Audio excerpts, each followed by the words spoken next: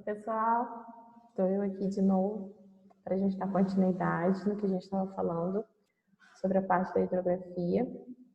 A gente tinha parado na bacia hidrográfica do Rio São Francisco e a gente ia começar a falar sobre a transposição. Então, vamos lá. Deixa eu voltar aqui.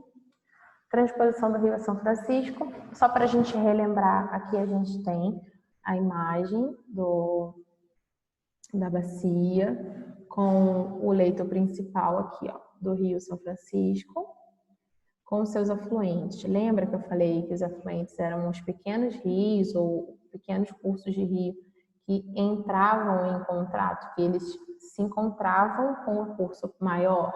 Então, aqui a gente tem, ó, esses pequenos braços aqui que se encontram com o rio principal.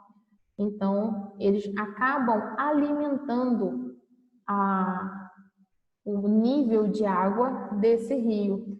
Então, se não fossem esses afluentes, ele não teria a imponência que ele tem atualmente.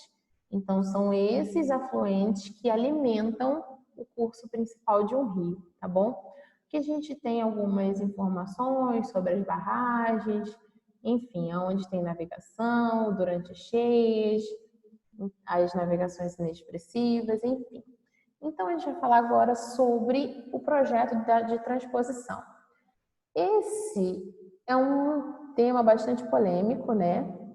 Já tem bastante tempo que ele está sendo movimentado. Não foi concluído ainda, já teve muitos gastos de dinheiro público. E ele tem uma visão que é benéfica, que tem um lado positivo, que é ajudar lugares que não têm água, que são assolados através da seca. Então, o que seria a transposição? Por exemplo, se um rio, seu curso normal, ele vira para a direita, vai ser feito uma barragem, vai ser feito um bloqueio em determinado período, em determinado percurso daquele rio, e ele vai ser desviado. Ao invés dele ir para a direita, ele já vai para a esquerda. Ele vai fazer um outro trajeto. Então, uma parte da água vai para um lado, outra parte da água vai para o outro, beneficiando lugares que não teriam acesso à água, tá? Então, por isso que teve esse projeto. O projeto de transposição do Rio São Francisco é um tema bastante polêmico, pois tem por objetivo uma suposta tentativa de solucionar o problema da seca que afeta as populações do semiárido brasileiro. Torna-se um projeto delicado do ponto de vista ambiental. Gente, sempre que você alterar o meio ambiente, você corre o risco de ter um impacto ambiental. Só que esse impacto a gente nunca consegue identificar nos 2, 3 primeiros meses. Alguns a gente consegue na primeira semana. Mortandade de peixes, enfim. Mas a gente precisa analisar ao longo do prazo quais foram os principais impactos que essa transposição já cometeu essa localidade, tá? Torna-se um projeto delicado do ponto de vista ambiental, pois, segundo alguns ambientalistas, irá afetar profundamente um dos rios mais importantes do nosso país, tanto pela sua extensão e importância na manutenção de biodiversidade, quanto pela sua utilização em transportes e abastecimento. A transposição compreende a construção de 2 grandes canais, um no eixo norte e outro no eixo leste, totalizando 477 quilômetros de obras, que levam águas desse rio essencial para o nordeste brasileiro, até outra área, tradicionalmente bem mais seca. A previsão, ao fim das obras, é abastecer mais de 11 milhões de pessoas, 4 milhões aproximadamente no eixo leste e 7 milhões aproximadamente no eixo norte. Então, a ideia é válida, né? Porque está pensando nas pessoas que não têm acesso à água, porém a gente também tem que pensar no ser humano, mas tem que pensar também na biodiversidade. Porque a biodiversidade, cada um tem uma função no ciclo natural da vida. Cada animal tem a sua função na cadeia alimentar de um outro.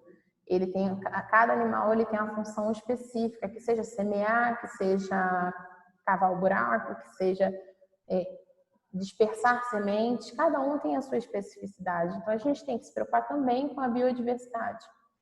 Então, a gente fala agora da bacia do Rio do Prata. Aí a gente vai falar sobre essa e depois a gente dá continuidade nas demais, tá? Para a gente poder ganhar tempo e as aulas não ficarem cansativas. O Rio da Prata tem origem no encontro dos rios Paraná, Uruguai e Paraguai, fronteira entre Argentina e Uruguai. Esses 4 rios, deixa eu só confirmar aqui. Esses 4 rios são os principais formadores dessa bacia, a segunda maior do país e se estende entre Brasil, Uruguai, Bolívia, Paraguai e Argentina. O Rio Paraná nasce na junção dos rios Paranaíba e Grande, na divisa de Mato Grosso do Sul, Minas Gerais e São Paulo. Apresenta o maior aproveitamento hidrelétrico do Brasil, abrigando, por exemplo, a usina de Itaipu. Em 1999, foi inaugurado no Rio Paraná a usina hidrelétrica de Porto Primavera, a segunda maior do estado de São Paulo. Os afluentes do Paraná, que é o Rio Tietê e o Paranapanema, têm grande potencial para a geração de energia. Mas, professora, o Rio Tietê está poluído. O Rio Tietê está poluído em alguns trechos, não são todos. Na nascente e em alguns outros municípios, ele é limpo. Mas quando ele entra na metrópole, aí sim ele fica poluído, tá bom? Então, os afluentes do Paraná, que é o Tietê e o Paranapanema, têm grande potencial para a geração de energia. Com relação às hidrovias, a Tietê-Paraná é a mais antiga do país. Então, hoje a gente vai parar por aqui, para não ficar muita coisa para vocês, tá? E a gente vai dando continuidade, vai continuar falando, seguindo o que está pedindo lá no módulo do livro de vocês. Vou trazendo informações complementares. Espero que esteja fácil, tá bom? Até a próxima aula. Qualquer coisa é só chamar. Tchau, tchau.